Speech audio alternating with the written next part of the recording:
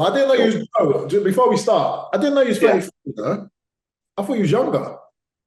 33. I'm old. Yeah. I'm old, mate. Yeah, I'm old. Well, I'm 34, you're not Just old, but I, nah, I know, but I thought you was in can't your 20s. You're looking can't grow good. facial can't grow facial hair, mate. That's what it is. That's what it is. You're looking good. Full head of hair as well. You're all right. Yeah, Right. wingbacks not bad. Yeah, I'm doing it. Yeah, hanging in there.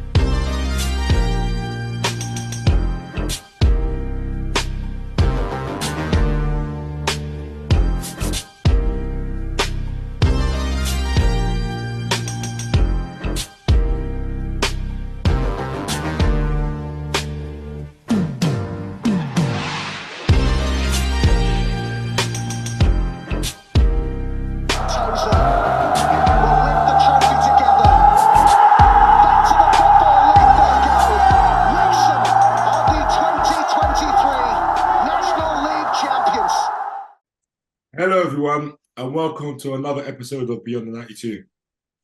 Today, we have a very special guest, good mate of mine. He's a legend in the National League, I like to say. Been around, he's smiling now. He's a very, I'm very not so. humble guy, but I've got to give him his dues. I'd like to welcome you, Joe Partington. Welcome Thanks, guy. Yeah, Welcome to the some show. intro, fam. I'm not so sure that's true, but You're definitely a legend. I've been playing against you for we've played 7 years, bro. each other for a long time, haven't we? You guys have always Yeah, played down that left side, I always played down that right side, so we've come Many up battles. against each other quite a lot. Yeah, loads of battles, but Many good, battles. Many battles. good times. I remember a picture where I think the still is you've got the ball, or I've got the ball, and you're trying to get it off me, but we're like face to face like this, giving it a laugh. No, I know. Yeah, sounds about right. It was always love, though, wasn't it? We have loads of respect for each other, but yeah, always like as soon as you cross the line, we always just trying to beat each other. But we played for. I mean, we've all. I'll go. You guys obviously still are, but we played for good National League teams that were always trying to obviously be at the right end of the table. So those games were always big. And I remember every time you were coming up against Boreham Wood, the game was going to be tough. And I can imagine you guys felt the same way about the teams that I was playing in. So that was good. No, for sure. Especially when you was at Bromley. That's when the battles were. Yeah. Battles were serious. I know. Well, you guys beat us twice that year, so yeah, Oh, it didn't go very well. Yeah. Didn't go very well for us. I think we played each other. You scored in the last minute. I think Tyrone scored a goal in the last minute. Oh, I remember that one at your place. Yeah, with a long throw, you guys went up the other end and scored. Yeah. And then we played you at home, and Ty scored that mad. Oh yeah, went right in the top corner. Yeah. That was that time yeah. the score against Bromley, boy. Yeah, I know. He was killing us. That's crazy. So talk to me about like life nowadays. We're gonna start from we're gonna do it different. Instead of starting from the beginning, we're gonna start from now and work our way backwards. Yeah, cool. I think that would be good. So talk to me about life nowadays. Like obviously,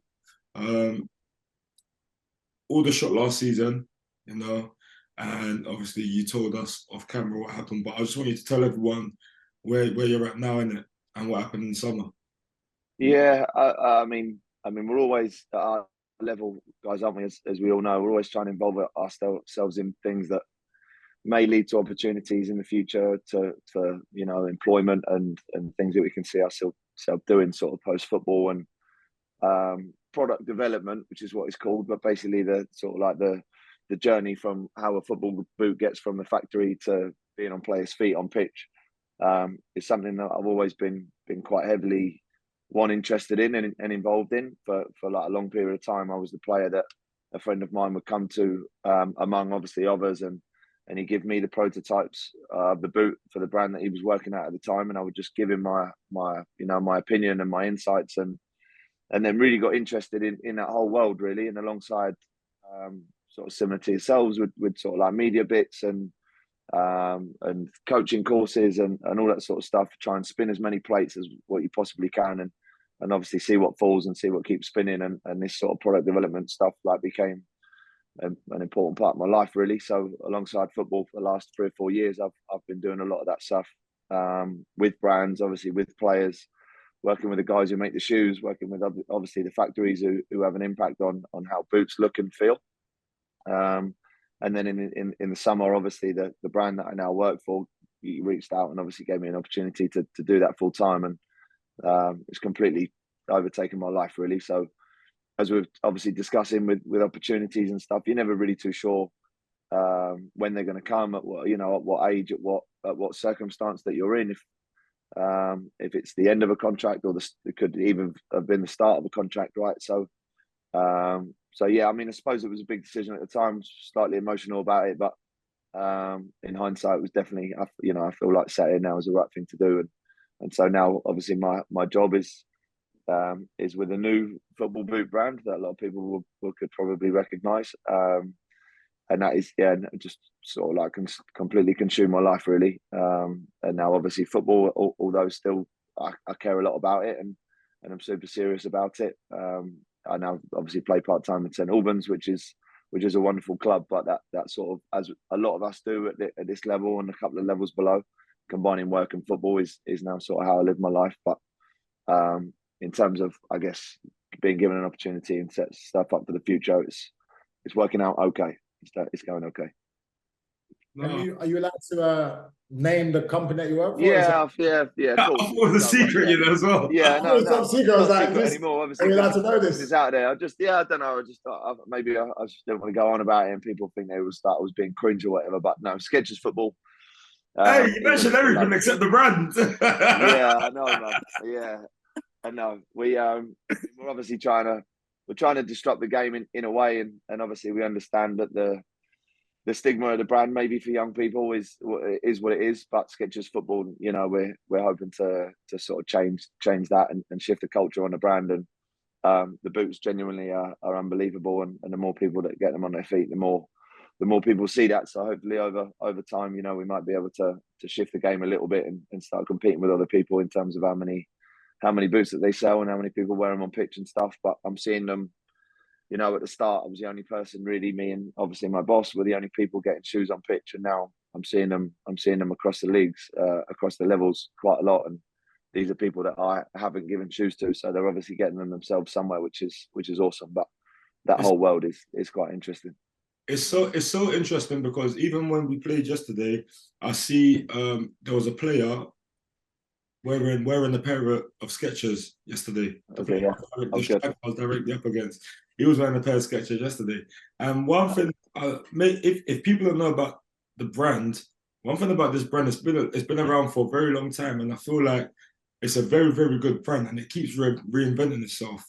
I'm going to reveal my age here, but the first time that I came across Skechers was in the early 2000s.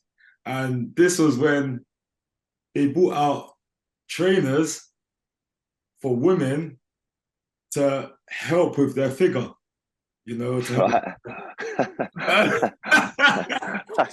I didn't know that. You can't ask me about that. I'm not involved in that. That's before his time. Yeah. This is the early 2000s, Yeah. And what I like about brands like Skechers is that they just keep coming back and reinventing yourself. They say you got to reinvent yourself every 5 years. This time when they've come back, they've been mad destructive to the point where they've come back and we're just seeing it everywhere. And I'm just so buzzing for you, Joe, that you've played a part in that. You know what I'm saying? You've played a part in that, and Thank you, Fred. Onwards and upwards for you. It's it's tough, right? That you've got. We're actually third in global footwear sales. We sell the third amount of most amount of footwear in the world. But for young people who buy maybe for style over comfort, it's not always been the most popular shoe. Whereas Skechers football at the moment, obviously with the guys who do the marketing, or are being able to, or are aspiring to sit in a space where young athletes can buy into what we're trying to do, and obviously they see our other athletes that are wearing it.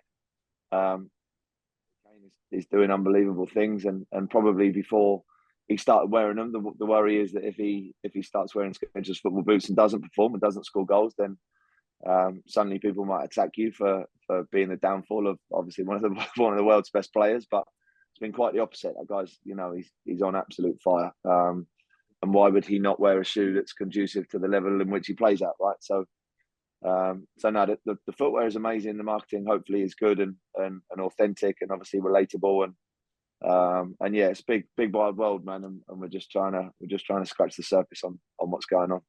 No, I love the stubble brag there about being third in sales in the world. I love that. Well, as you said, with the marketing, I guess there's no bigger marketing platform than the England captain bagging 17 goals in, I think, is it like 10 games or something like that? It's insane, mate. The numbers are mad, Jammer, in terms of just like the guys going back-to-back hat tricks, and probably it's just, you can guarantee a goal in almost every game at the moment. It's ridiculous.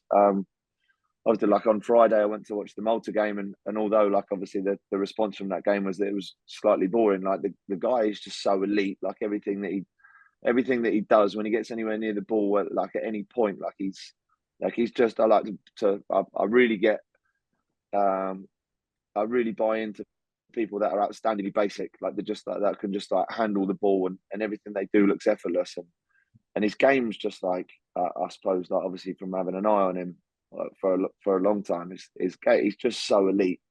He never really looks like he's out of control of anything that he's doing. Is his eye for goal obviously is second to none, and in terms of obviously an ambassador of someone who can wear, I suppose, your boots. It's unbelievable. And then obviously on the flip of that, Harry obviously plays at a level that's arguably unattainable for most. So we sort of have a saying that we like to say being in the game. So we like to, I personally it's not just Harry obviously that wears football boots, right? And we got athletes at all different levels and aspiring to play obviously at the top level, but say one of my favourites is Anthony Elanga at Nottingham Forest. That guy is insane at football. He's so talented, but he's also a desirable athlete that people aspire to be to dress to speak his whole sort of mindset on his game is how can I make myself better. He sees himself at the very top, and obviously we want to be a part of that, but being involved with these young guys who are picking to wear Skechers over other brands. I don't know, obviously when you guys were younger, and you're certainly obviously more in touch with fashion than what I am for sure. But when I was young, mate, I wouldn't have gone out of my way to give anybody an excuse to have a laugh at my expense in any way. If it was clothing or my mannerisms, my personality, whatever it was. Whereas now young guys, they don't care.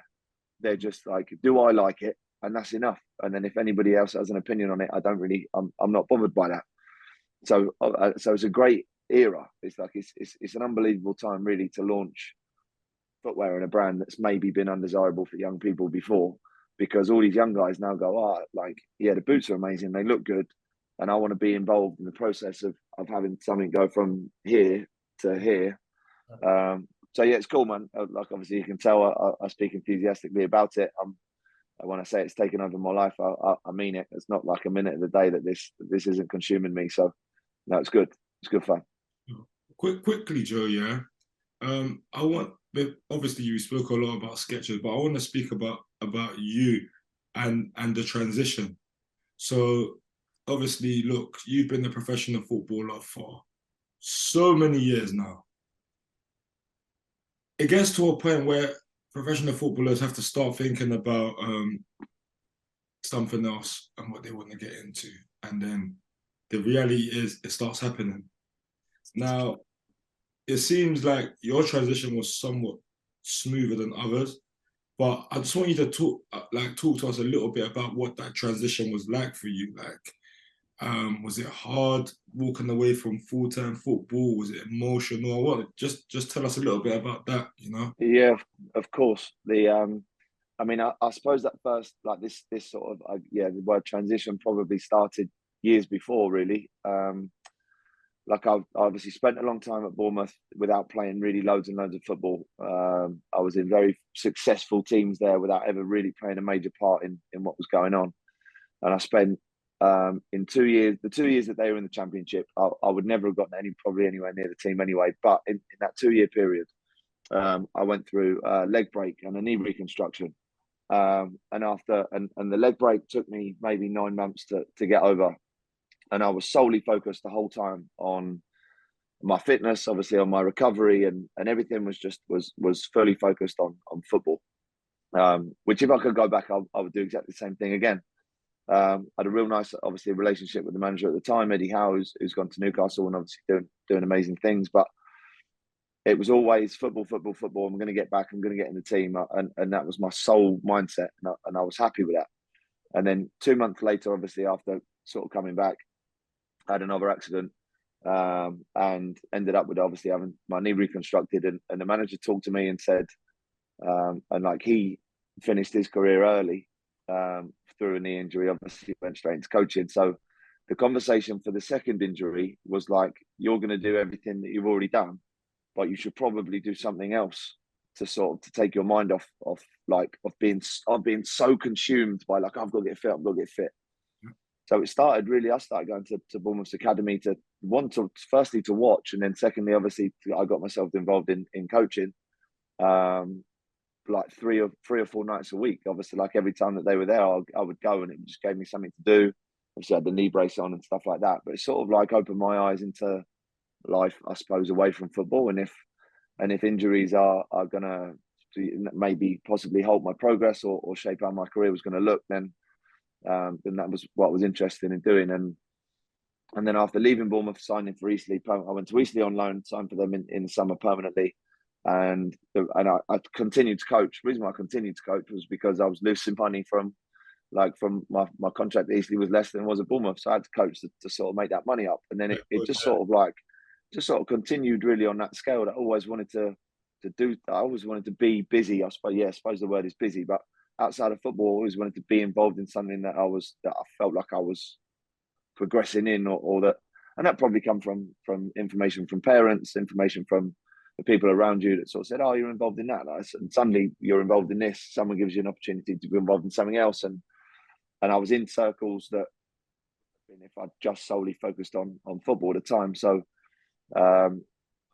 when I ended up going to Bristol Rovers, I sort of left it all behind, and then I had a couple of years where I just thought, right, football, it's been given this opportunity, obviously, to go for it again, and I'm going to do it. Yeah. And then, I had a stress fracture on my left ankle. I'd got 5 plates and a pin on my ankle, and that sort of again maybe just fixed my mind into thinking like this, for whatever reason, rightly or wrongly, I wasn't able to physically sustain the level in which maybe that sort of like trying to aspire to be a top League One player. Through the ankle. So at this point, it was your 3rd or 4th injury. I've had, well, probably in my time about 6 or 7 operations, but it was like the 4th serious one, really. So then, probably because of that, subconsciously, I was thinking like, how many more of these can I get over before it might end up catching up with me? And probably all the stuff that I was involved in, to be honest, was for me to understand what I didn't want to do after football more so than what I did. So the more stuff that I got involved in, the more so my mindset was like, I love being on the grass coaching, but I've got no interest in doing all the rest of it. And I know wonderful coaches, obviously, and we know loads of them because they've sort of retired and gone on to coach. Like one, obviously, like a good mate of mine is Ben Strevens. Obviously, still he's the Dagenham manager now, and it's a stressful job. Like it's intense. Like it's like there's no real. It's, as you know, it's very difficult. There's no real security within that, and the more and more I was getting involved in it, the more I thought like, oh, maybe I'm not as keen on this as I want to be. And then obviously, told you the story about the product development stuff and the boots and that. So it was just that took over, and it was something I was interested in, something I was like really keen to learn as much as I possibly could have done about. And then alongside, obviously, playing for the last 4 or 5 years in the National League, like I love the level we played. Like I think it's a wonderful league. Like there's so many players now that want to aspire to be footballers, and obviously are full-time players. That just the volume of the amount of players in this country is so big. Like not everybody can be a league player. Everybody aspires to be a football league player, but where these guys going to play their football, it's the National League, the National League South, National League North. So I see so many upsets in FA Cups. Why I see so many players going from our level and then being successful in the next level. It's why Stockport, Wrexham, and Notts County are the three teams that are going to get promoted out of League Two most likely this year. Like the level is high. People maybe don't see that because of the stigma of what the National League as a word means, right? But the level is great, and I've absolutely loved it. But then you know, at 33, we're still young guys. Am I still going to be able to play? Like yes, still obviously my physical state is important to me, but was I ever going to get an opportunity to do this again? No. Or like, how do you know? But emotionally, like my relationship, most likely with my friends, my teammates, my family, has always been related to football. Right? It was always been like about the game that I played on a Saturday.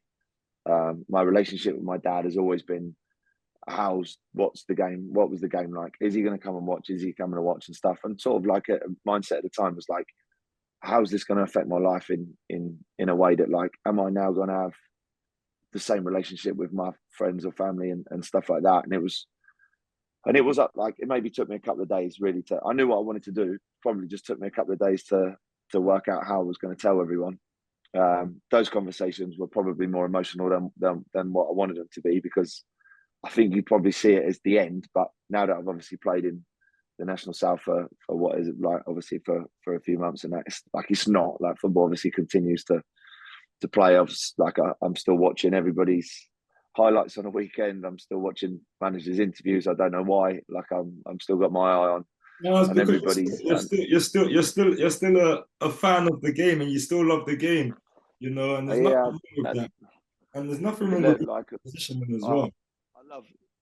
I like, obviously I've played the majority, if not all, of my football in the National League. I've floated between League One, League Two, and the National League, but most of it is at this level, and I'm just a huge fan of it. I think it's great. I think there's an amazing dynamic of, like, obviously the style of play in which teams want to play. It's amazing dynamic on people's ages, like at what stages they're at in their career. It's so many young aspiring players. There's obviously guys that have had careers and that now find themselves at this level for whatever reason, but are still like trying to be the best versions of themselves. Like it's so like supporters, obviously, if they want to come, can feel attached to their club, probably more so if they were there than, or more so attached to the players also than if they're going elsewhere. So yeah, I've always really enjoyed it. I've never, like, probably sum it up a little bit. Like, I was given the opportunity to stay at Bristol Rovers or to go back to Eastleigh at the time. Obviously, the length of contracts were different, but the only stigma really when I broke the whole thing down was that stigma of like, oh, I'm a football league player. Never really, I don't know, never really mattered that much to me. Just wanted to be involved in something that I felt fulfilled by, and that I felt like I was in an environment that was striving to be successful, and that's what I always felt like I was in. Oh, for sure. I love what you said there. I think that's a great message for anybody or any players watching this who are in the league and maybe clinging on to it, but not actually playing as much as they really want to. I think a lot of people do that where they don't want to drop out. They rather have that EFL badge on their shoulder rather than playing week in, week out. So I think it's a great point to really think about how you want your career to pan out, really. But we're gonna get onto some of the games now as well. And obviously, I'm glad that you said you still keep an eye on some of the results and Yeah. thinking about listening to the managers in. I do the same as well, and it's funny how you always just like to see what the mood is like in different camps. You know, it's like, Yeah, as Femi said, students of the game. You know, so we're gonna go to the game that I thought was one of the games of the day straight away, which was Barnet at home to Gateshead. A first loss in 203 days for Barnet at home. So it was a real fortress for them. You know, they lost 2-0. Stephen Wern with his 8th goal of the season. 13 goal contributions overall this season, and that was a 5th place game versus the 2nd place game. So Gateshead come out on top of that one. Fem, how did you see that game? Yeah, under the old managers, at Gateshead, Mike Williamson and busted Ian Watson. I would have said, you know what, this is going to be a tough game. But if I'm being honest, I'm quite surprised, you know. But at the same time, I shouldn't really be surprised because it's like Gateshead have found their flow again, you know. So knowing that Gateshead have found their flow, already on their day they can beat anyone in this division. And it just seems like they've gone over there and they've literally done what we know they can do, and put Barnet to the sword, you know. It's unfortunate for Barnet. You know, because I know you're going to get into the fixtures, but obviously Chesterfield dropped points, you know. So knowing that, I know Barnet are going to be really disappointed, and especially not losing at home in 203 days. They wanted to keep that record for as long as they can, you know. So it's disappointing that they done that as well. But we all know that Barnet, they're a good team. It doesn't mean that they're not a good team. They're going to bounce back. But now I'm happy that Gateshead have definitely found their flow again, which is good. Joe, have you seen much of Gateshead? Obviously, there's been loads of different bits on social media about their free-flowing football, how they got goals from all over the place, 50 goal passes and whatnot. Have you seen much from them? I'm real keen on them. I've rightly or wrongly subscribed to all the stuff that they share on you know, I listen to their managers' interviews all the time. I love just that, like the language in which they use about the game, you know, because there's a certain stigma on our level that it's everybody just comes and kicks and heads and runs around and there's no real thought process as to what's going on. But that's not the truth in any team that plays at this level. And Gateshead, yes, whilst they are obviously have a certain style, and I love the language in which their managers, their coaches, their players use. They're obviously all bought into what's going on. I mean, the team that I play for at the moment, we try and aspire to play a similar way. We're not getting it right at the moment, but we're sort of that old cliche of we're not far off. It's no good saying that, but we're not far off. But Gateshead, like you say, when they get it right, they just slap people, and when you're on the opposite side, you know, their structure's so good that they get their structure so right that if you it's really tough, isn't it? Because if you feel like you sit behind the ball and you wait for the right moment to put pressure on it, then they'll start picking you off. As soon as if you put loads of pressure on the ball, then so if it's almost like that you could do either and they can get it right and beat you. You just got to hope sort of like that they're not on their game for whatever reason. Like I know obviously a couple of weeks ago, I think it was filed, weren't they? Went to Gateshead and won 4-0 in obviously the new manager's first game. Yeah. And probably everybody are thinking, the Mike Willison's gone and that's the whole thing's going to fall apart now. But you can obviously tell that the people they've like the guy who looks after it now, and obviously the couple of player coaches that they've got they've been involved in it the whole time. So I can't imagine the message has changed at all. And if you play that way, like you will every now and again, you will get beat. And if you continue to if that is how you feel that you are gonna not only win but win consistently, then why would you change? And then obviously last week they beat Dorking 6 and now they've just gone to arguably one of the hardest places to go in the league and probably dominated the game and 1-2-0. So no, they're good. I think they're a real advocate for obviously that style and I hope they do well. Yeah, they're not a joke. They're not to be taken lightly. I think everyone's realised that now. And I think, like you said, I think there was a little bit of a lull when their management staff left, and that's totally understandable. But it seems like they've really picked it up again, and I think they'll definitely be up there. And no one's going to really want to play them. Let's be honest. I think we played them at the best time. Really, we played them first game of the season where maybe Tetchy maybe didn't know how it was going to work, but yeah, I'm glad we played them when we did. Put it that way. Next game was Edgefleet versus Oxford. Edgefleet down there at the bottom, 22nd place. So it's a bit of a 6-pointer because Oxford are only 2 places ahead in 20th. But Billy Clifford got a red card and Edgefleet ended up losing 4-0. 2 debuts and 2 debut goals. Kapiwa, McEachran and Alex McQueen also making his debut, scoring a goal. And Sanson got the 4th as well. So a quite convincing win. It's always hard to play against 10 men. And it looks as though Oxford are really finding their feet.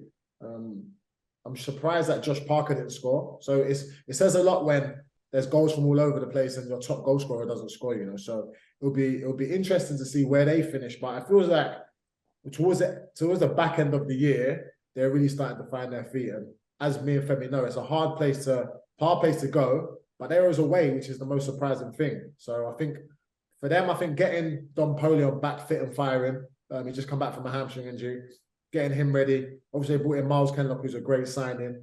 I just think they need to find their rhythm again, and they'll be more than okay. But another surprise result was Maidenhead beating Solihull Moors at Solihull 2-1. Show Silver and Reece Smith with the goals, and Beck scoring a consolation goal. That's now 3 wins in a row for Maidenhead. And let's be honest, nobody probably expects a Maidenhead side to go away to a team like Solihull or Flying and pull off a win. But confidence in football is a massive, massive thing. So Femi, how did you see that game? You know what? Yeah.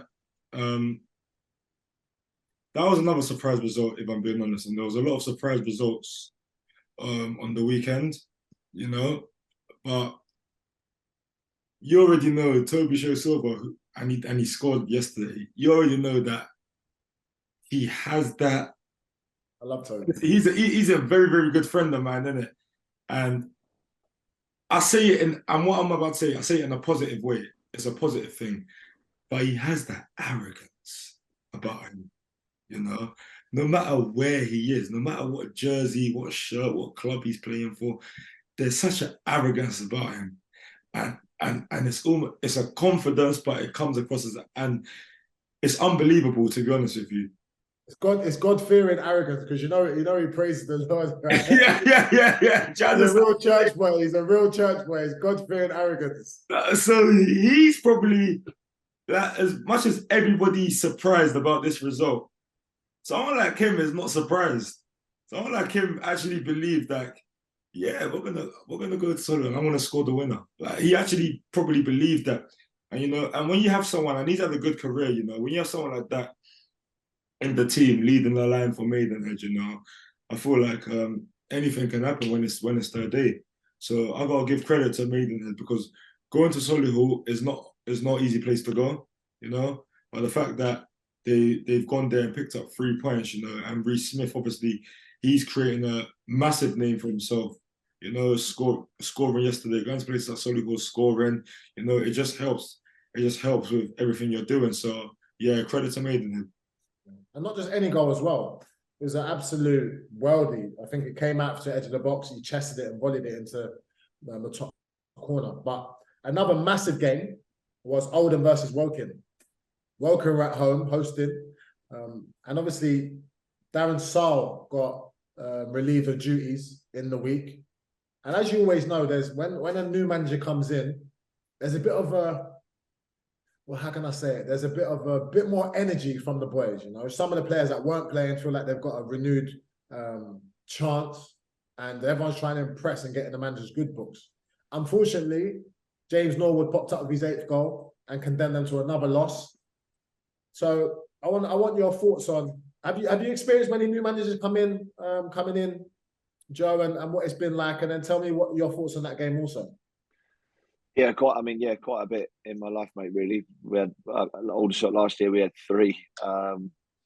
So it's an interesting situation, isn't it, as a player? Like you say, if you've been out the team, you might think you've got a chance to get back in the team. If you've been in the team, like, does a new manager like you or not? Are you going to play a way that suits you or doesn't suit you? It's sort of like maybe like an unnerving time for a player. But I think sometimes, like you say, that new manager bounce that everybody sort of is trying to be the best version of themselves to get themselves in the team and stuff can sometimes have a positive effect. But like, obviously, Oldham a team full of good players. Like, you'd like to think that they're going to end up at the right end of the table this year rather than not. And Woking have probably put themselves in a situation off the back of last year that people probably took them more seriously, I guess, than what they might have done last year, and have started to think like, we've got to be on it when we play Woking. Whereas last year, that they did it to us twice over the Christmas period, where they just turned up and not run all over us, because that would sort of suggest that we didn't put any effort in. But they were just like, they just never give you a minute. The ball was always getting put in areas that were difficult to deal with.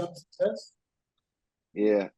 Is Darren Sarll a victim of his own success, where possibly he built a reputation for himself, and it was a bit of a slow one? Obviously, he spent some money this season. I think so. I would say yes and a no, because remember, Darren Sarll is like a successful manager prior to Woking. So remember, he's been at Yeovil, he's been at Stevenage, he's managed in the league, So yeah, what he's done at Woking is incredible. But at the same time, remember, he's a good manager regardless. Yeah. Woking just recruited someone that's a real good manager. I personally think he won't be out of the game long, simply because of what his record was. I just think sometimes when you're in a rut, it's hard to get out of. I've only been at one club where there's been a managerial change that's been forced in that way, and that was York City. But it definitely leaves you with a bit of a sour taste in your mouth when you're the players that couldn't keep someone in their job. And on a human level, it's like, okay, this person actually lost their job. Forget the football side. Like, someone's actually lost their job. Now they're going to have to find a way to provide for their family in a different way. It's really, when you think of it like that, it's really tough pill to swallow. And I remember feeling really bad that I couldn't do more for the manager at the time, which was Gary Mills, and also Martin Foyle actually at York City. But talking about York City, before you enter, because that's an interesting topic. Well, how was it like? What did they say? Like, did you know it was coming? Like, so I signed for York City when I was around 21, and the manager got relieved of his duties a week later. So on one hand, I was happy it took a week, so I'll get my papers signed. But on the other hand, I was thinking, you just signed me. It was similar to, like, I'm not saying I'm Wilfred Zaha, but it was like Wilfred Zaha going to Man United when Sir Alex Ferguson signed him. Now, if Sir Alex Ferguson was still there when Wilfred Zaha signed, he probably would have had a completely different career, right? And I felt as though that could have been the same with me. Although I had so much success at York City and I played so many games and really enjoyed my time there, I think it would have been a completely different story. I really had to then prove myself again to another manager and try and get in the team where he didn't know anything about me, because I was fairly new, come from the Conference South and then taking a step up. But it was tough. But at the same time, I relished the opportunity to go in there and change another perception, really. Oh, for sure. Even when I was at York, similar thing happened as well. It seems you already know York City they go through so many managers, and I signed there, and about a month, 2 months later, it was Nigel Worthington that signed me. He let me go, gave me a pay up, to be fair, which I can't really complain with. But yeah, he signed me, and he's like a month or two months later, we done pre-season, we started off the season, and I think like a month into the season, he's left, but the way he's left, it was like a shock, and then fast forward, we had a guy, a manager, Ross Wilcox, has come from Scunthorpe, and he couldn't really get results. And this is the time I actually saw it with my eyes, like how people get sacked. Like, I've never experienced it this way before. That's why I wanted to dive in this topic. Like, we were playing, and I remember playing a game. We played against AFC Wimbledon, and I remember us knowing, if you don't win this game, like, we're playing the game, but we know if you don't win this game, he's getting sacked, And I've never been involved in such a game like that, like where that's happening. So we're playing the game. And I think we come in at half-time, but we're losing 1-0. And he's going ballistic, like absolutely mad. Oh, you guys are trying to get me the sack. Going crazy, And then we got our second half, and we could see like another 2 goals. So No, but you know what is, fam? There are actually players that want managers to get sacked. Like, let's keep it. Let's be really honest here. One thing I love about Beyond 92, Joe, is we don't do the politically correct answers. yeah, Some players do want a manager to get sacked simply because they don't like the style of play. yeah. They don't like their role in the team. They don't like the manager, you know. But for me, I'm a firm believer in you got to do it for yourself first and foremost. So I couldn't imagine ever pulling one out, you know. Oh, for sure. And you know what? Like with Russ Wilcox, we had a shaky start, but me and him really got along in the end, didn't it? And he plays me every week, but we really got along. But this when we conceded like the next 3-0 or whatever, it was like 3-0 or 3-1 or something. We've come in, and it was just a different energy in the change room. Like from going ballistic 45 minutes ago to now, it's the end of the game, and he's actually saying, "Yeah, that's me." Like, I'm out. But like to be involved in a game where a manager's job is on the line, it was so mad. And I don't ever want to experience something like that ever again. No, I'll tell you a funny story about Nigel Worthington. So I remember I wasn't in the team, and then the player in front of me, I felt that I was better than, as you always do. You always feel like you should be playing. And I just weren't getting in. Then he got injured. So I said, okay, cool. Monday, he's injured on the Saturday. We've got another game Saturday, so perfect. He's brought another player in. And I'm like, hold on a minute. Knocked on his door. I said, what the hell is going on there? Obviously, we had a chat. Anyway, the first player that was there was Ben Davis, who went to Liverpool. And then the second player brought in was Charlie Taylor. Both of them are playing like European football, Premier League football. So it was probably right, to be fair. I don't understand them. But I do remember one time in the change room, I hadn't had the best game. And I'd knocked on his door. And he said to me, came up to me, he said, you know what? Never knock on my door ever again. Never. And that was when it really hit me like, okay, cool. You've really got to back your chat when you guys knock on the manager's door. It was fully deserved. But going on to York City, a funny game because York City have conceded the most goals in the National League, 40 goals in 20 games. Never a stat you want to be associated with. But they sacked John Askey last November. This November, he returned to York with Hartlepool. And he maybe got a little bit of revenge because Hartlepool ran out 3-1 winners. Hasty, Crawford and Featherstone with the goals. But that's 10 games without a clean sheet for John Askey's side. But I'm sure he'd be happy with that win after they sacked him last year. Tyler Cordner popping up with a consolation goal. How do you see that one, Joe? Tough, isn't it, for York, because they are now the team. I think in at that level, it was like in the summer, they've spent loads of money. York are going to be good, or are they buying players from here and spending money on this player from there? And you know what it's like when you're in that sort of environment where everybody thinks you're going to win every game. It's not that easy. So obviously, like I don't know whether it's the players are finding it difficult to deal with that pressure, or they're just genuinely just sort of like finding it difficult to find their flow with one another. It doesn't seem to be clicking at the moment. Is that to say that it won't do? Obviously, in the future, like it probably will. But at the moment, obviously, they're fourth from bottom and conceding goals. It's not an ideal real place to be in. But Hartlepool at this level are going to beat a lot of teams. So I don't think it's not like you've been beaten by, I guess, somebody that you'd be ashamed of, like Hartlepool be the top end of this league come the end of the season for sure. So I'm not sure. Well, I say that, and I'm not sure how much you can say like, I'm not ashamed we've been beaten by Hartlepool. Like obviously people aspire to win every game, but yeah, York for whatever reason are finding it tough at the moment to string results together. It's almost like a local derby as well, because they're not too far from each other. It's about an hour 15 from each other. But what I want to know, and you know what, yeah, I think we need to get him on Beyond the 92. Why did Nicky Featherstone retire? because he's just come out of retirement, and he's literally just like doing his thing again, like as if to say he never retired. What I want to say is, I might be wrong, but I think I've got a good friend down there.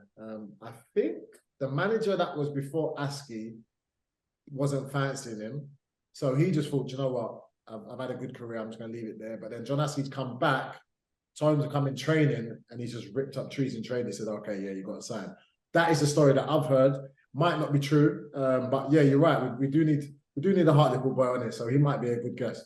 Yeah, definitely need to get his story on that situation, because it just seems like I'm outside looking in. You've come back and you've just, it's almost like, I don't want to. I'm not comparing them, but it's almost like when Paul Scholes retired, and then I was just thinking that, and he got a phone call and it's like, yeah, just come over. Yeah, picked up some boots from Sports Direct, wasn't it? Yeah, remember it. Yeah, ripped it up like it's incredible what he's done, absolutely incredible, and it's almost like he's just taken the club, and obviously you already know Hartlepool had that dip in form, but since they've signed him, like he's found his flow, and now they're back flying again and whatnot, man. So Nicky Featherstone, like if you're watching this, please, yeah.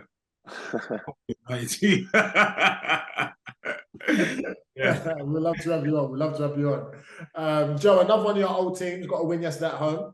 Eastleigh versus Altrincham, a 2-1 win. The big twin towers at the top, Quigley and McCallum. McCallum popping up with his 13th goal this season, now top goal scorer. Our last guest on the show, Chris Clark, popped up with his 9th goal. So well done to him. Unlucky on the result, but that's a scary partnership. McCallum. Yeah. So that's 2 tough players to play against. I'm sure you know about playing against both of them. Did you probably play McCallum, didn't you? No, we spent different times at Eastleigh, but I've been I know obviously Macca just for playing with it against him, and obviously people that he knows, and his ability to find the goal at this level it's just awesome, isn't it? Like his numbers are no lie. I think that year that he played for Eastleigh and scored like 25 goals, I'm sure about 21 of them were headers. He's just so difficult to play against. Like every team that he's ever been at this level. Obviously, there was a reason why Chesterfield tried to take him on loan last year to get them sort of over the line. But at Dagenham, he was great. He's always been in successful teams because he's a good goal scorer. And I can't see Eastleigh being anything other than aspiring to be in the playoffs this year. I know they're another team. Obviously, in the summer, I spent a lot of money, got a lot of new players. Taken them a little while to get going, but they seem to have found something at the moment. I actually spent a bit of time there. I went down there on Thursday. Sat with the manager for a bit and obviously said hello to a couple of the lads and stuff, and it feels like they've got a good little thing going on. And obviously, like you guys went down there a couple of weeks ago and found it difficult, but they are. Sorry for that, mate. But that's what that manager's teams will be like. They're going to be hard to play against, tough to beat. With those 2 playing up front, you always know that you know you're going to be in for it. So. And even on the flip of that, like Altrincham, I like the way that Altrincham play as well. They have a certain style, and although they got beat today, I think they're doing good things as well. I'm sure that in the last couple of years, maybe just this year, they've gone full time. So I can see them. I can see them doing good things this year and being at the right end of the table as well. No, I totally agree. Up to 7th now, Altrincham. So it's they'll take that one on the chin and move on. The game of the day: Southend versus Chesterfield. Chesterfield's 15-game unbeaten run coming to an end, and Will Grigg popping up with his 10th goal, but it wasn't enough because Jack Bridge scoring another penalty. Oldacre was that unfortunate man to score the OG and turned out to be the winner for Southend, and that's 4 home wins in a row for Southend as well, and they had the highest attendance of the day, which is 8,275 fans, I believe. So congrats to them, and the fans keep coming through the turnstiles. And I feel like that's really been their 12th man this season. We've all heard about how tough it's been for Southend and where they'd be without their 10-point deduction.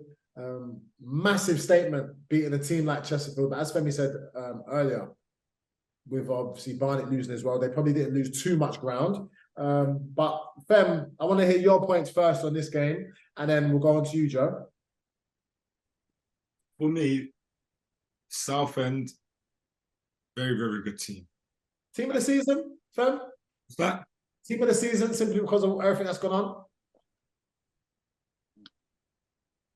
I understand why you say that, but if I'm being honest with you, Chesterfield, I've got to give it to them so far. Right, go on. Yeah, go on, carry on, yeah. Just simply because it's everybody there. It's literally everyone. You can pick any player there for Player of the Year, but that's another story. But yeah, Southend, I think they're a really good team, and what Kevin Mayer and Darren Curry are doing over there, I think is nothing short of incredible. You know, to make a 10-point deduction look like it never even happened, I think is amazing. And on the day, I'm not surprised with this result, if I'm being honest with you. I know a lot of people are surprised, but I actually ain't surprised because I know how good Southend are, and going to Roots Hall as well, it's a tough place to go, you know. It's home ground. Like you said, 8,000 people, that's definitely their 12th man. Going there is not easy at all, you know. So I'm happy that Southend have got this result. And you know what? It's good that because they've had a couple of iffy results recently, you know, so it's even good that they bounce back. They bounce back quickly. And what a way to bounce back by picking up 3 points against Chesterfield, you know. But obviously, yeah, Will Bridge is plugging along as well. Got his goal, ticked it off again. Remember I was saying when we said last week with Chris Con Clark, you know. So yeah, that's his 10th now, you know. But yeah, I'm sure Chesterfield will bounce back. Oh, for sure. Well, how about you, Joe? What did you think? I'm really impressed with Southend. Obviously, having an insight. Like I'm good mates with Cab Miley. Obviously, he's been a good player there the last couple of years. He's injured at the moment, but getting an insight into like what actually is going on every day is absolutely mental. That like no person, let alone footballer, should go through that sort of stuff. What those boys have been having to deal with in terms of not even just football terms, but like the insecurity that they've got in their lives, let alone the game. And then they're able to. I don't think they had one pre-season game, and they turned up on the first day of the season and won. And they've just been battering result after result after result. Like Fem said, like that 10-point deduction don't seem to have been a thing. Like a lot of teams can make big deal out of 10-point deductions, and they just seem to have just thought like, oh well, no, that's just what we got to deal with. And I'm interested to see like the longer the season goes on, because they've got like whilst their first 11 and probably immediate substitutes are very, very good, because of the circumstances that they're in. They don't have a massive squad, so long as obviously there's only two subs. Yes, and I know literally they only named two.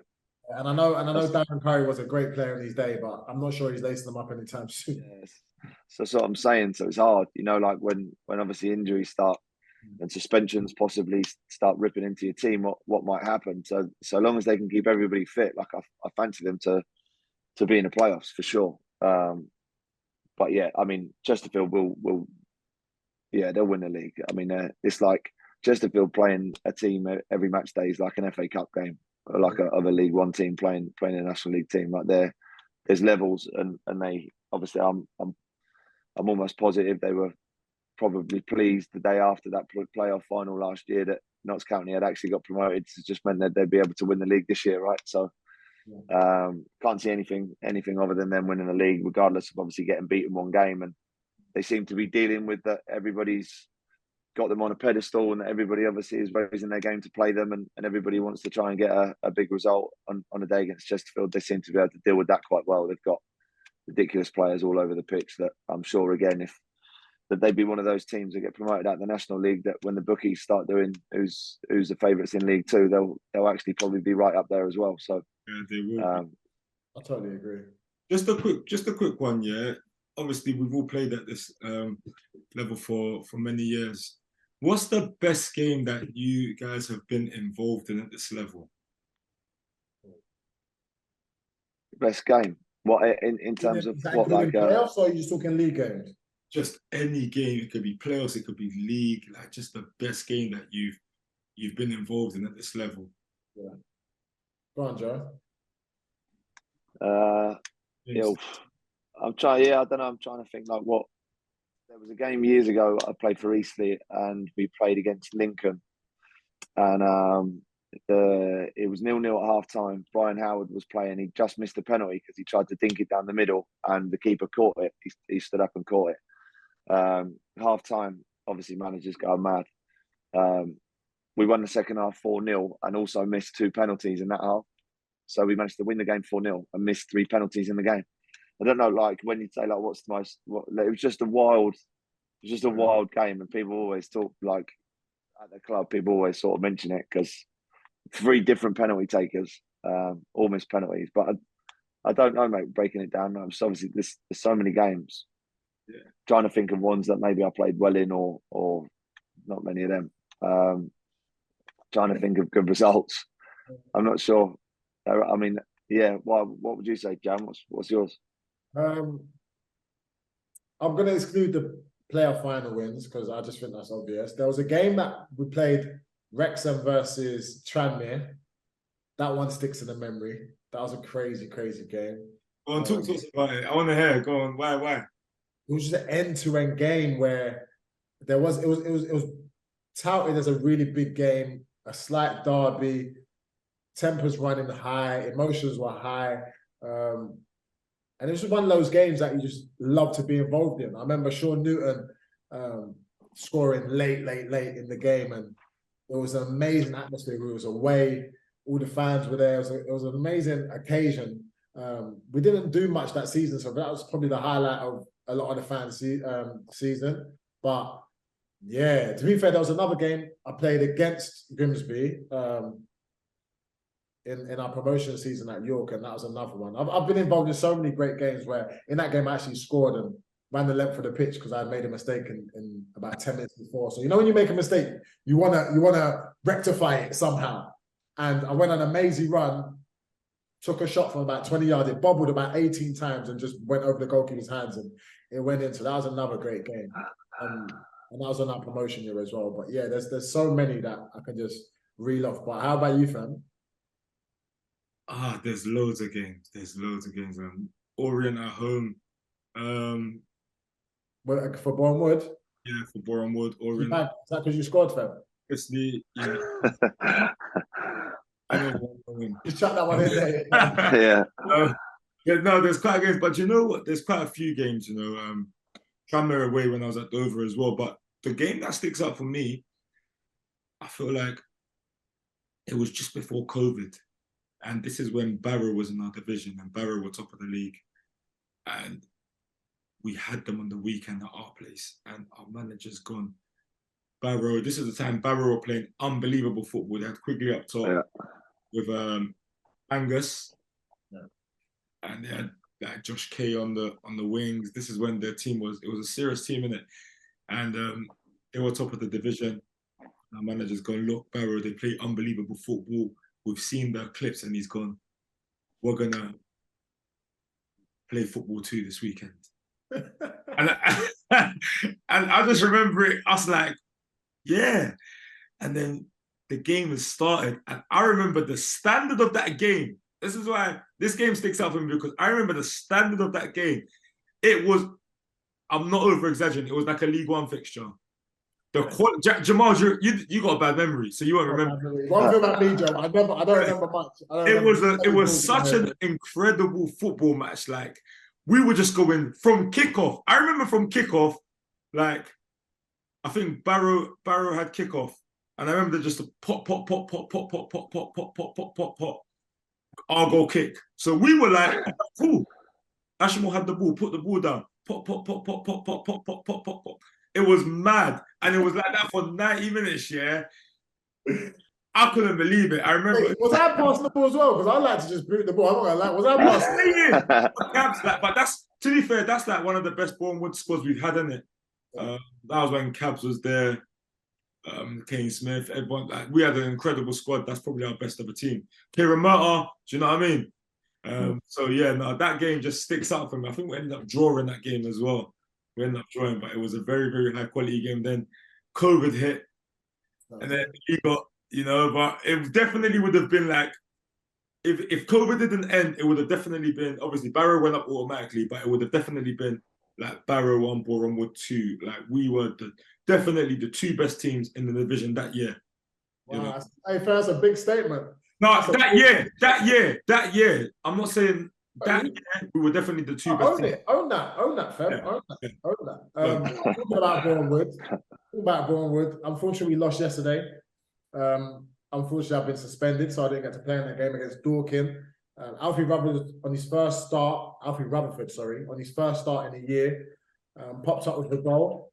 Tom Whelan, who has found playing time tough and hard to come by, pops up with a goal, so congratulations for him for keeping his head down. Hayden Hollis popped up with a winner though, Femi. How was that game for you playing in it? What did you see? Yeah, it's days like yesterday. I brought the mood right down, haven't I? Sorry, fam. Yeah. Well, I'm gonna be so transparent. Yeah, I'm gonna be absolutely transparent. It's days like yesterday where you think football sucks, like, straight up. Like, I'm sorry, but yeah, it hurts, man, massively. We've gone there, and we've actually dominated into most spots of the game. We've missed so many chances, and the manner of the way we conceded our goals, and this is why it hurts, is like the two shots they had in the 90 minutes, they score. One, obviously, Ashmore tries to find me, and that's where Rutherford he cuts out Ashmore's pass, and he's automatically on the goal and finishes, and that put them 1-0 up. And then in the 80th minute, a corner, and Hayden Hollis, obviously he made his debut as well, so he'll be happy with scoring on his debut and making a name for himself at Dorking early doors. But obviously, 80th minute corner, Hayden Hollis at the back stick headers it in, and you know those games where you think that's the close, like those two opportunities that they scored, that's all they had, you know. It hurts, and I haven't dealt with this one. I haven't dealt with it. I haven't got over it. I'm upset, you know, like, because I know how important the 3 points was getting, how important getting those 3 points were yesterday, you know. So we need to definitely pull ourselves out of this. We had a nice little run, but it didn't really do much for us in terms of moving up the table. So we actually need to get ourselves out of this situation, man. It's frustrating. It's frustrating, but I'm gonna end on the positive. Tom Whelan, you gotta give credit to him because he's had his head down and he's just cracking on. He's cracking on. I know me and Tom Whelan have been doing a lot of work recently, you know, after training, doing running and whatnot. And for him to come on and score, I'm really happy to see that, because it's a testament to hard work pays off. So I'll end it on that. Sure, for sure. And it's tough, especially getting sent off, letting the team down. It's hard to now see them out there and losing. It was definitely a hard pill to swallow. But what we have in the building and what the gaffer's trying to do, I'm sure we just need to maybe put his ideas, implement his ideas a little bit better, and I'm sure we'll be okay. But moving on, it could always be worse, you know. Look, Kidderminster, bottom of the league, lost again at home to Dagenham Redbridge. Tom Eastman popping up with the winner in that game. Daggers have found a little bit of resurgence as well. I think Strevens was probably looking up at the heavens, thinking what he could do to maybe get his team out of his rut. But look, they've seemed to put the points on the board. Another team that have come down is Rochdale. Cairo Mitchell and Cohane, who's having a nice flurry of goals recently, taken Rochdale up to 9th after being Aldershot, another one of your old teams, Joe. Barham scoring the goal in that game, it wasn't enough as they lost away. What have you seen from Aldershot? Because they've been really good this year. Yeah, they've been great so far this season. They seem to have. It was all they've always been a good club at this level. I think when Wrexham got promoted last year, that Aldershot now qualify as being the club that's been in the National League the longest. So they've always been here. They've had some years, obviously, they've got in the playoffs. They've had some years that they've just about stayed up. But their fan base is certainly passionate. They all love the game. And I think the manager reflects that. He's in his personality, in his mannerisms, and obviously the way he wants his teams to set up. and they play at the moment with a different formation than they've been used to, a different style, and it seems to be working. They've recruited really well in terms of the forward players that they've got. It's got some really young, hungry players who are desperate to, it's like at this level, like there's lads obviously are desperate to do well because they want to move on.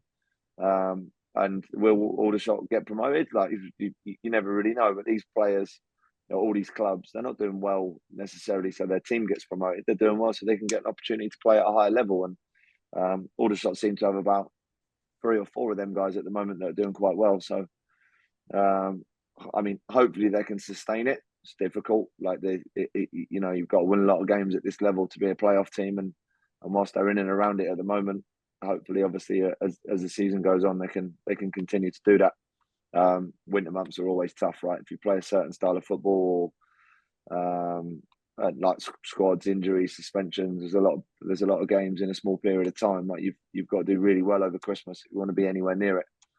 So this is an important part of the season for everyone, really. Oh, definitely. Femi, Malek Ali scored another goal for Halifax. They beat Willstone 1-0. We're big fans of Ali, and every time we play against him, he really impressed us. And it was a surprise that he was still there when we played them a couple of weeks back. But how have you seen Halifax this year? They're up to 7th now. Willstone down to 16th, unfortunately, after that loss. Well, how did you see that one, fam? Yeah, Halifax, they're really going about their business on a quiet thing like this. They're really doing it because they're just. How are they going about it, fam? How are they going about it? No, I'm joking. But you know what? Yeah, honestly, they're not making the most noise. They're going around. They're just going about getting results. They've got a solid defense as well. They've got one of the best defenses in the division. They're getting clean sheets. They're getting wins, and we all know that Halifax is a tough place to go. And Ali, I can't see him being at this level much longer. If I'm being honest with you, he's a top player. So credit to them. Wildstone, it's a tough place to go for Wildstone. But Wildstone, they've done okay in the season so far. And there's talks of the management team replacing Daryl Woking. I hope that hasn't really upset. I hope that hasn't unsettled the camp, But yeah, I'm sure they'll bounce back. And obviously they lost Charles Clayton, who we bought on the weekend as well, So it's a bit of an adjustment because he's a really good player as well, So it's a left wing back role that they're gonna have to fill. So yeah. Okay, if Halifax are going about their business quietly, one of Joe's old teams is really getting noisy. 1 loss in 17 for Bromley. 1 again yesterday against Fylde. Josh Pastley with the goal in that game. They're up to 3rd now. Now, let's be honest. We all know what Bromley are about. Management team, experience right through their team with Webster, with Whiteley, with Cheek. Proper team. Joe, how have you seen their progression? And is it just business as usual for them? Now they're up to 3rd. Business as usual, yeah. I think so. I think you're right with that, mate. Like this, you say progression. They're very good at what they do, right? Like you don't go and watch Bromley. Honest opinion, you don't go and watch Bromley and think, oh my God, I've just watched wonderful football. But you see a team that's hard to beat. You see a team that's structurally very, very good. You see a few of their players that are creative, that have an eye for goal. Obviously, Michael Cheek has scored the most National League goals of any other player. Like Webby is obviously still a close friend of mine and does his role awesomely well. Like there's no one in terms of that leadership role that I can see that obviously at a club that does that better than him. That Corey Whiteley probably should have had a career in League One, like for whatever reason that he's played in the National League for a long time. We all know that different people, circumstances, sort of manage those times. But Corey Whiteley is a wonderful football player, so they've got good players all over all over the pitch. Their management team are bang on it. Like I know, like the facilities that those guys have got to train in are very, very good. The intensity of their training is very, very high. Like those guys, I know obviously that the generic understanding of football is that like people are getting in at 9 a.m. and leaving at 12 p.m. or like midday 1 p.m. and stuff. Like giving an insight obviously into Bromley, like they're in double early and they're there till late doors, like every single day. They're being like no stone unturned this year for them. Like they're desperate for success, and at the moment they seem to be churning results out, like 1-0s, 2-1s. Like they don't concede a lot of goals. They're not free flowing. They don't score loads, but you know when you play Bromley how difficult it's going to be. And at the moment, very consistently they seem to be on the right end of results than the wrong end. You get that sort of picture after every game that they play, of them all in the changing room celebrating with each other, and sort of success breeds more success, right? You guys have been in successful environments where you're just getting in a rhythm, and every match day seems to be, well, we're going to win this game because we're going to do this the same way as we did it before, and there's no real like this. You don't start questioning what you're doing because you're winning every game. They're onto something. They certainly are onto something. I think even last year when they took Chesterfield in the playoff semi-final, like right to the death, like they're not just sort of like knocking about, like they're genuine contenders to do something successful. They really are, and credit to Andy Woodman, especially with FA Trophy success that you was a part of. You was the assister to the assister in that Wembley final. I was there in that game. Fam, a lovely little flick ball. Beautiful technique, Joe. I'm not going to lie. I remember that. I remember even watching it because I was doing some commentary for... Yeah, you were there. I remember seeing you on the day. And was at the game as well. Into Corey. Say that again, fam? I was at the game as well. Oh, yeah, that's right. So remember the ball into Corey, and then Corey slipped to the Cheeky, and obviously Cheeky does what he does. But yeah, it's just it's like just knocking off the best and worst day of my life. That was. What? It was the best and worst day. I always tell people it was the best and worst day. So you know what that FA Trophy's like. But in the first couple of rounds, like I hadn't been playing. I hadn't been playing for a couple of weeks. Yeah, exactly. Omar Shomi was in the team, and Omar that year obviously he's gone to Sutton. Omar was awesome in that season. Like he was really, really good. Sometimes we play in the same team, different positions, but if for whatever reason, I think obviously Bushy was playing left of a back three, Byron Webster was playing in the middle, and Omar Shomi was playing at the right of a back three, and I would usually play on the right. And for whatever reason, I just found myself out of the team, and the guys were doing really, really well. So I was playing in those FA Trophy games. We obviously got all the way through. I played in every game, and I had expected to play in that game. I think earlier I alluded to that I was always in successful teams, but never really felt like too much of a part of it. And when we got in this FA Trophy final, I remember like my best friend was getting married in the summer, so I'd planned this stag do for the weekend after the season. So then I couldn't go away obviously with him and the guys because I had the cup final, and I was so positive that like I will play in this game, like I've earned this, like this is my opportunity to do something successful. Obviously, manager the day before has pulled me and just said, look, we're playing against Wrexham, so we're not going to play the way that maybe I had hoped that we would. We're going to play in this certain way, and obviously Omar was picked to play, which I couldn't do anything about, obviously, but I was super disappointed and just thought it was going to be another day where, like, success or no success, that I just wasn't going to be a part of it. I was just going to watch from the side, and regardless of whether we won or lost. Like, if we'd won that game and I hadn't played a part, I probably wouldn't have cared, to be honest. Like, I know that sounds bad. I'd have got involved in the celebrations and I'd have been happy for my teammates, but I wouldn't have felt anything myself. I'd have probably been embarrassed, personally. So I felt that way, obviously, the morning of the game. I felt that way in a warm-up. I remember warming up, like running down the line, and I knew where my friends and family were sitting, and I told them the day before, like, I'm not playing, by the way. Like, if I was you, I wouldn't bother coming. It's how many times the defenders get on the pitch, like, they don't. So I just thought it was just going to be wasted. Like, Wrexham were favourites to win. But imagine, like, Wrexham win this game, I'll just sit on the bench all day. It's going to be the worst day ever. So just don't come. Obviously, like, they all decided to still go. I warmed up by running down the outside of the pitch, and I just didn't look to the left, like at all. Like I didn't want to look at them.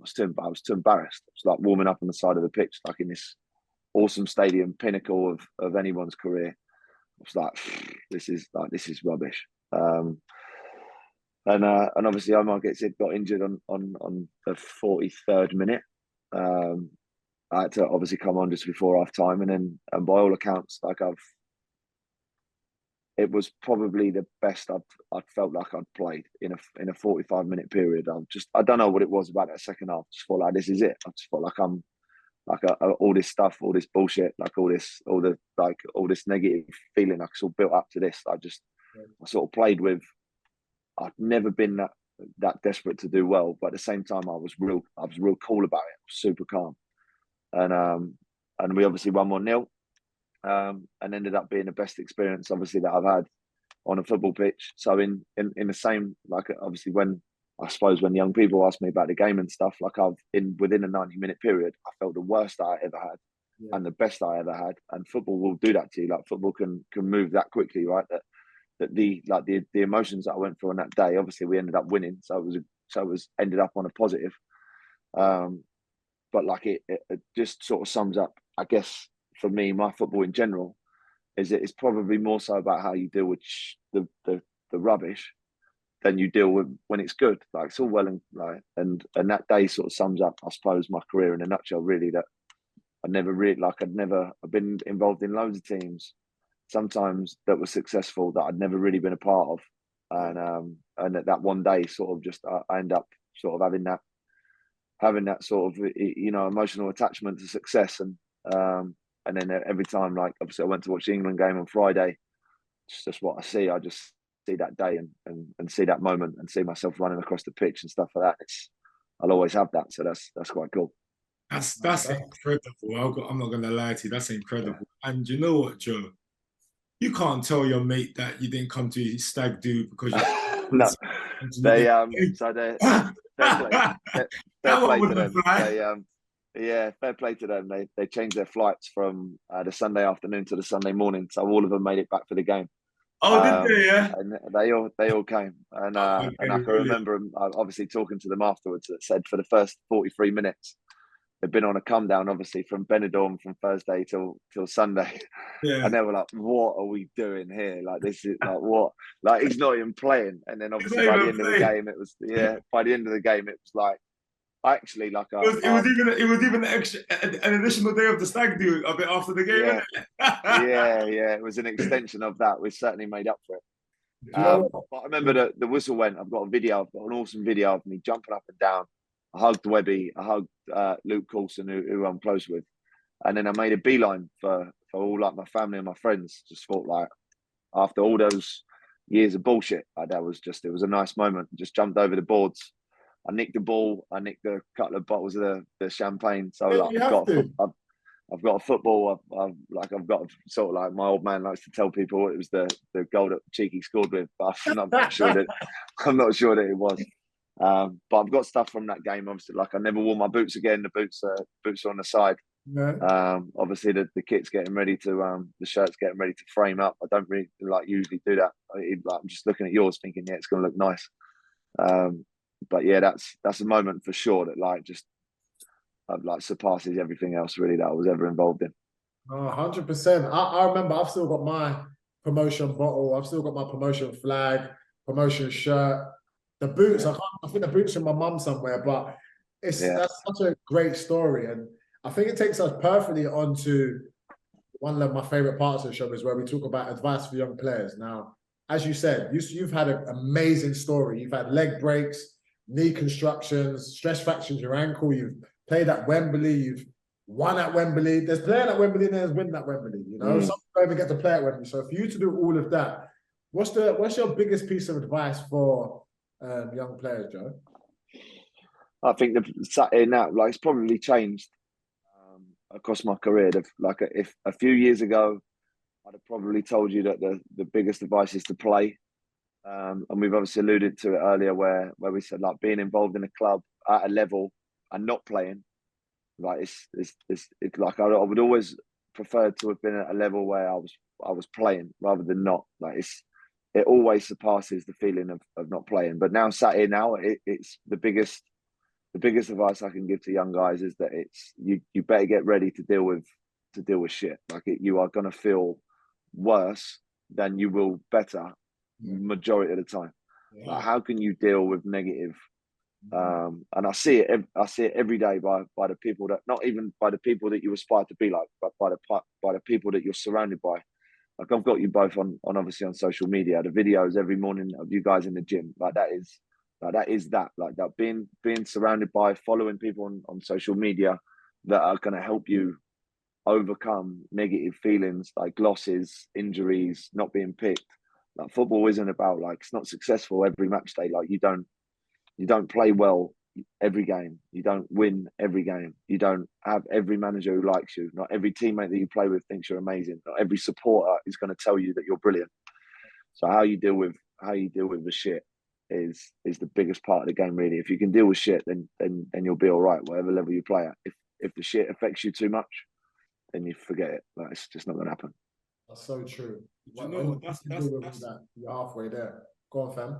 Yeah, that's very important, because even yesterday, I was on the phone to my brother, and he was like, obviously he felt that I can't lie, last night I was a mess, yeah, and he was like, "Fem, you might have to change, because you know how you said you got to put up with all this rubbish and it makes you feel a certain way."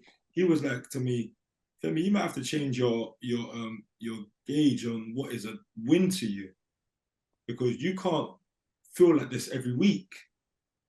So he was like, a gauge, like a win can't be like, it's my brother, so he's got he's my best interest in it. You don't want me to feel like that. So he was like, a win can't be 3 points, because if you don't get 3 points, you're always going to feel like this. And I don't like seeing you like this. Does that make sense? So he was like, you might have to just change what a win is for you on the weekend, because I'm tired of seeing you looking like this every week. And I heard him, but at the same time, I didn't really hear him. Yeah, it's a tough one. It's a tough one. You know what I mean? I see it, Fem, I see it as that, like, so I can sort of see what your brother is trying to say to you, but for me, that's like, your win is that you've lost the game on Saturday. I know for a fact that you'll be in the gym first thing Monday morning. Like that for you is a win. Like the no stone unturned mentality of that, actually, yeah, I've lost, but now this loss is going to help motivate me to try and win the next game. Yeah. Like that feeling of negative that you feel isn't now suppressing your ability to strive to be better. Yeah. There's a lot of people, obviously, that negative or negativity affects them in a way that, like, I'm not going to get up on Monday because I feel rubbish that I've lost. It's like that, like the negative stuff is fueling you to progress, and that I think that's the best. Like that is a win. Like that we've got beat like here at St Albans, that we've lost the last 4 games trying to play the way that we play, conceded goals from turning the ball over, and it's not like we need to now rip the script up and change what we're doing. Obviously, have conversations with the manager. It's like, we're going to do what we do, but we can do it better. That's like it, and that's the win. Is actually the challenge of overcoming what's gone wrong, and that's like, and I think if a lot of people buy into that, like even individually, like as a team, you can buy into that. And you guys have got that at Boreham Wood. Like you guys obviously where you are on the table at the moment, but the mentality that comes probably from the manager all the way down through to you guys is like, you can bottle that up and sell it for millions. Like it's awesome. Like you can tell a bad changing room and when you see one, and yours is not that by any stretch. But yeah, that I see that what your brother means is he don't want to see you upset, but also that like the hurt you're going through is actually fueling you striving to be successful. I really like that, Joe. You know, I really like that. You know, I think you summed that up perfectly, Joe. And then also now we're going to go on to a bit about the show where it's called Word of the Week, where we give one word to take us into the week to keep our minds focused on whatever it is we're trying to achieve. So if we're having a down day, then we remember this word, and this is what gets us through. I'm going to start and I'm going to pass it over to Femi, give you some time to think, Joe. But my word is gratitude. So I feel it's really important to always remember and recognize how lucky that we are, you know, especially with all this stuff that's going on in the world. We're quite fortunate to be able to get up every day and do something that we love, or simply just wake up, you know. And I think it's really important that we choose our moods every morning, you know. So for instance, I'm a firm believer in you can choose how your day goes simply by the things you put in place. So even if, yes, there's might be traffic on the road, or there might be someone's annoyed you at work or anything, you can choose the mood you put yourself in. So this week, my word's going to be gratitude, and choosing my mood every single morning instead of being in that negative headspace of, oh yeah, we've lost the game, or I've been sent off, or I'm injured. It's going to choose my mood and make sure that I'm in the right headspace. Femi, I'll pass it on to you. What's your word? I don't really need one. You've done amazing. You like that one, Fem? I really like that one. I really like that one. I don't Joe, it's usually the other way around. This is Femi. This is where Femi comes to shine. But I see That's good. Perfect. Gratitude, my word of the week. All right, cool. Gratitude as well, Fem. Joe, how about you? I mean, I'm not so sure I can compete with you, mate, but probably by extension of what I said, I'm going to use the word resilience. Like you've gone through it, mate. You missed the game this weekend through being sent off. I mean, obviously telling us that you know you're upset. You've just been beat. Yesterday I got beat 3-1. Like, it's resilience, like thick skin to, like I'm saying, football will always try and put you down. Like, it's what you do, and life in general, right? Everybody's going through different stuff. Like resilience, like how thick skin can you be to use it as fuel to progress and to be successful. You know what, Joe? I must say, obviously, we've had a few interactions before this, but in talking to you, you're a really inspiring individual, man. I'm listening to. Pardon? The tea on the table. I'm recording, maybe. But yes, you can. Sorry about that, fellas. Sorry about that. All good. To be fair, she's done so well. We've been here quite a while. Yeah, well played. Let me start that again. Yeah, obviously, Joe, we've not had many interactions apart from being on the football pitch, where I've tried to probably headbutt you a few times. But in listening to your story, like, you're actually a really inspiring individual. Listening to how you've come back from certain things, how you've now pivoted in your career and just change your arc in a way, you know, and even listening to your Wembley story. I love hearing people's Wembley story because no story is the same. So having you on has definitely been a positive. I'm really appreciative of you giving us your time and coming and blessing us with your story as well. So I just want to say thank you for coming on, and wishing you all the best in your career and outside football and life, man. I really appreciate it. Thank you. Thanks, Gemma. Thank you, Femi. You guys, obviously I told you before, but you guys do wonderful things, and shining a light on this level that not a lot of people do. I think is wonderful, because this level is full of fantastic people and very, very good players. So I appreciate having me on, guys, and you know, I had a really good time talking to you. No, for sure. And the second what Jamal said, man, he's absolutely spot on, Joe. Like, you're actually a mad inspiration. 7 operations. 7 operations, and you cracked on. I had the operation, and I'll be honest, I was speaking to my teammate the other day, and I was like, if that happens to me again, I'm not sure what I'm gonna do. Like, I can't lie. For you to go through that 7 times and you're still here today and you're still playing football, that's incredible. And even the ventures that you've taken up away from football, like, it's incredible. And maybe I find it more inspiring because it's so up my street, like, you know, it's so up my lane with your ePerform football, you know, the platform that you've built as well, and also the branding that you're doing with sketches as well. I think it's just mad inspiring, and how you transition, and that's why I really wanted to get you on the show, because I think your story is incredible, and I feel like a story that needs to be shared. Yeah, you know. So thank you so much for no, thank you, for you know. You've been through it yourself, mate, with the Achilles stuff. So kudos to you, Val, for not only overcoming that injury but getting back to the level in which you're playing at now. It's incredibly impressive, mate, for sure. Yeah, but not 7 times, Joe. Not 7 times. That's the thing. No, but like, I suppose there's levels of injuries, right? But mine's just the one. So even I'm saying, this is what I'm saying. Like even man's one, like man done the whole documentary on my one. Like,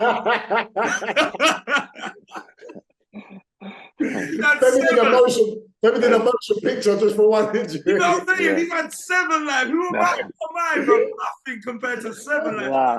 I reached out to James actually whilst you were doing that. I reached out to James to say it was awesome. Like, I really enjoyed listening to that sort of stuff. But it's it's like at this level, mate. Like I'm saying, like your situation you're in. I get it. Like I've had a few. To be fair, I had 3 on one leg, so there weren't 7 individual operations, but there were 7 surgeries. But with your mate, like I've never had a long-term injury in the National League, and I know for sure that the care in which I got at the clubs that I was at, like it helped me for like I've got metal in both legs. Like without the care that I was getting from the full-time club at Bournemouth that I was at, who knows like what situation I would be in now. So in the National League, it's a lonely place to be injured because we're not blessed with the facilities, we're not blessed with the care.